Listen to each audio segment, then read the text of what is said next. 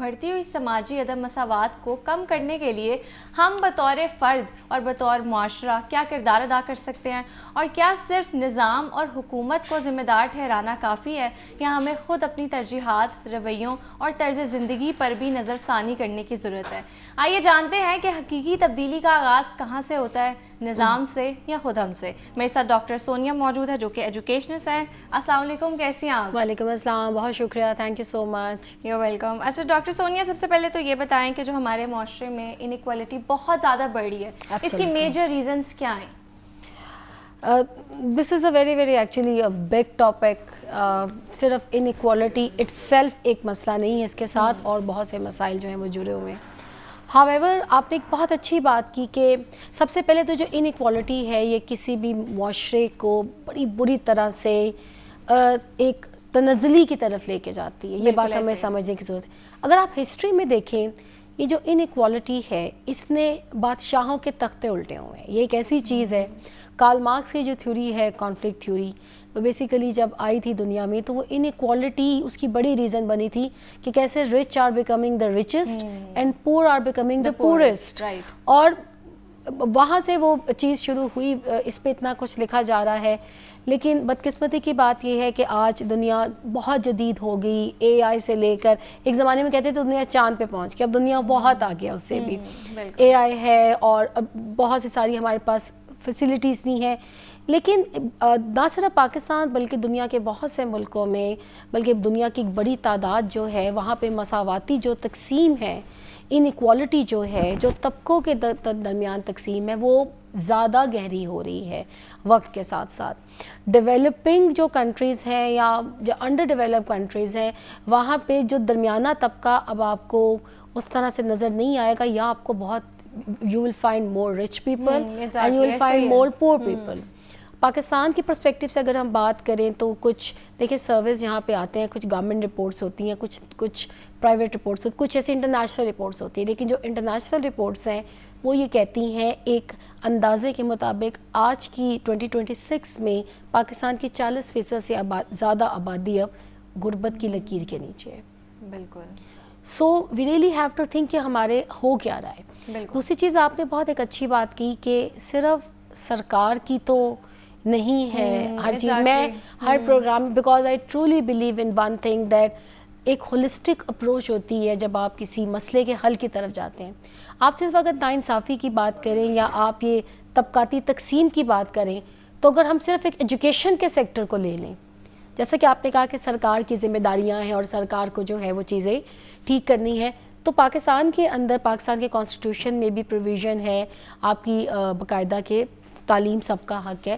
ہمارے ہاں جیسا تیسا بھی ہے، میں کہتی ہوں آپ بھیجے تو سی اپنے بچے کو، سرکاری اسکول موجود ہیں، لیکن اگر ہمارے سوشل اینڈ کلچر بیریئرز اور ہماری سوشل اینڈ کلچر پریکٹسز جو ہیں، جس میں ہمارے کتنے لاکھوں کی تعداد میں بچے ہیں جن کو پیرنٹ اسکول نہیں بھیج رہے، جب وہ بچہ پڑھے گا نہیں، اس کے ہاتھ میں ہنر نہیں آئے گا، اس کو بیسکس بھی اگر پتہ نہیں ہوں گے، تو وہ ایک ویشیس سائیکل جو آپ کا یا سرکل کہہ لیجئے جو غربت کا ہے وہ تو کنٹینیو رہے گا۔ تو طبقاتی تقسیم یا انجسٹس جو معاشرے کے اندر ہے، اب اس کے ساتھ بھی جسٹس نہیں ہوگا، اس کو نوکری نہیں ملے گی، اس کو ایک اچھی میڈیکل نہیں ملے گا، وہ اپنے بچوں کو مزید نہیں پڑھا سکے گا۔ لیکن آپ نے یہ بھی تو دیکھنا ہے کہ اس کے ذمہ دار کون لوگ ہیں۔ شاید وہ پیرنٹس ہیں جو ان کو نہیں بھیجتے، شاید وہ فیملیز ہیں جن بچوں کو، ہمارا 26 ملین بچہ آؤٹ آف سکول ہے، شاید وہ جنہوں نے چائلڈ لیبر کو ایک اپنا ہتھیار بنایا ہوا ہے، بچے پیدا کر رہے ہیں اور اپنے بچوں کو بھیج رہے ہیں بھٹوں میں اور سائیکلوں کی دکانوں میں کام کر رہے ہیں۔ So there are 100 of reasons. So maybe education is one of the biggest cause. Absence of education is one of the factors which is responsible for the inequality in any society. Education is a weapon in anybody hand. وہ آپ کو کہیں سے کہیں جو ہے وہ لے جاتی ہے۔ اس کے بعد بھی بہت سی چیزیں آتی ہیں۔ دیکھیں آپ کے ملک کے اندر جو اوور آل گورننس ہیں، جو آپ کی پالیسیز ہیں، اب ہمیں یہ دیکھنے کی ضرورت ہے کہ ہماری جو چلیں ہم گورننس پہ بات کریں, گورنمنٹ پالیسیز پہ گورنمنٹ بہت کچھ اچھا بھی کر رہی ہے, لیکن سم ٹائم مجھے ایسا لگتا ہے کہ بینگ ایجوکیشن از بیکاز ہم ریسرچ بھی کرتے ہیں for the pass I think 20-22 سال سے میں اکنامک ڈیولپمنٹ بھی جو ہے پڑھا رہی ہوں. مجھے ایسا لگتا ہے سم ٹائم ہماری پالیسیز بڑی شارٹ ٹرم پالیسیز ہوتی ہیں, اس میں سسٹینیبلٹی نہیں ہوتی. ہم اپنی عوام کو یہ نہیں سکھا رہے how to catch a fish, ہم انہیں فش دے رہے ہیں, اسپون فیڈنگ کر رہے ہیں. اسپون فیڈنگ کریں. وہ میں نام اگر لے لوں کہ جو ہمارے ڈفرینٹ پروگرامز اس وقت چل رہے ہیں وچ از گڈ.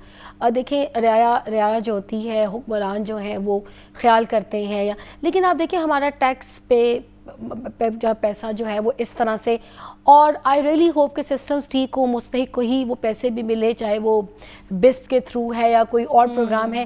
لیکن اگر ہمارا ٹرولی فوکس سسٹینیبلٹی اس صورت میں آئے گی کہ آپ لانگ ٹرم پلاننگ کیجئے, اپنے سکولز کو, اپنے میڈیکل کو, اپنے اوور آل انفراسٹرکچر کو, لوگوں کو ہاتھ میں ہنر دیجئے, ووکیشنل ٹریننگ دیجئے, لوگوں کو ہم نے پیروں پہ کھڑا کرنا ہے. ہم کہیں نہ کہیں ہماری کچھ ہماری ہم خود بھی اس طرح سے چل پڑے کہ وقتی مدد کی طرف جو ہے, تو یہ مزید معاشرے میں انیکوالٹی بڑھاتی ہے اور اس کے اثرات بہت گہرے ہیں. ایگزیکٹلی, آپ نے صحیح کہا. اچھا, جو غربت اور عدم مساوات کی ہم بات کر رہے ہیں, کیا صرف یہ سماجی مسائل ہی ہیں یا اس کا کوئی نفسیاتی پہلو بھی ہے؟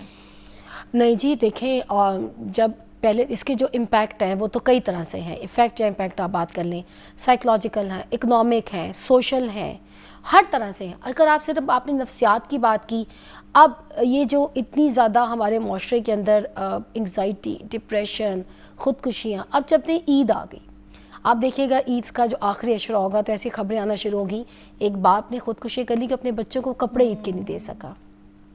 تو یہ خبریں ہم ہر سال, میں یاد ہے میں چھوٹی تھی, I was a very keen news paper reader, تو میں تب سے یہ خبر پڑھ رہی ہوں اور آج بھی میں یہ خبر ضرور پڑھتی ہوں کہ عید سے پہلے کئی خاندان کس طرح سے اس ٹراما سے گزرتے ہیں کہ وہ اپنے بچوں کو, کیونکہ آس پاس ایک فیسٹیو انوائرمنٹ ہوتا ہے, تو آپ اپنے بچوں کو وہ ضروریات, وہ کپڑے, وہ چوڑیاں, وہ تمام وہ چیزیں نہیں جو آس پاس لوگوں کے پاس ہوتی ہیں. تو سائیکلوجیکل امپیکٹ بہت زیادہ آتا ہے. آپ دیکھیں دو طبقوں میں ہیو ون اور ہیو ناٹ نا, ایک کے پاس ہے, ایک کے پاس نہیں ہے.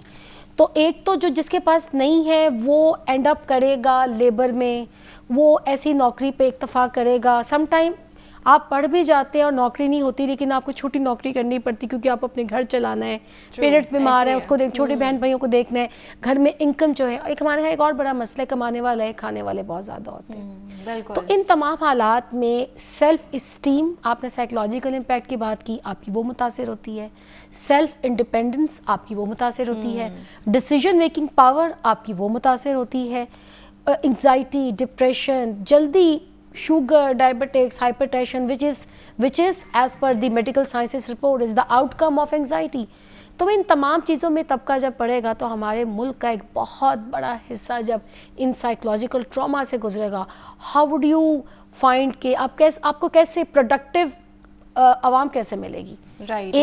ایک عوام جو ہے یا ایک شہری جو ہے جب تک وہ پروڈکٹیو نہیں ہوگا, وہ اپنے ملک کے لیے ٹیکس پیئر, اچھی سیلری میں جائے گا, جاب میں جائے گا, اپنی سیلری کا ٹیکس اس کا خزانے میں جائے گا, حکومت اس کو ہمارے پہ لگائے گی, ایک سائیکل ہے. تو یہ اس طرح کی ڈسگائزڈ ان امپلائمنٹ میں یہ لوگ ہوتے ہیں, وہ امپلائمنٹ جس کی کوئی پہچان ہی نہیں ہے, چھوٹی چھوٹی جگہوں پہ کام کرنا, سیلریز ان کی ویسے ہی جاری ہوتی ہیں, کوئی سسٹم نہیں ہوتا. تو وہ مسلسل ایک, جیسے میں نے آپ کو بتایا, ان کی سیلف اسٹیم,